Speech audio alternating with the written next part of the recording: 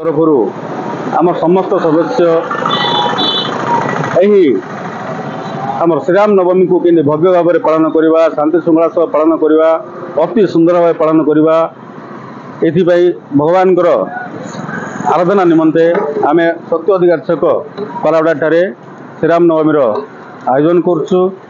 आई Shriram committee तरफ जो श्रीराम नवमी पालन करा निमंते भगवान प्रतिमा एठारे बसा जाइछि।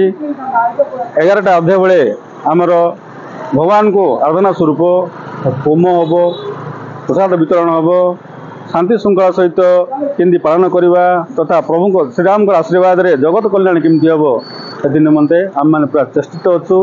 तेणु आपण मानक निवेदन दयाकोरी श्रीराम नवमी अवसर में आपण मैंने सत्य आधार छक पारावड़ा को आसतु।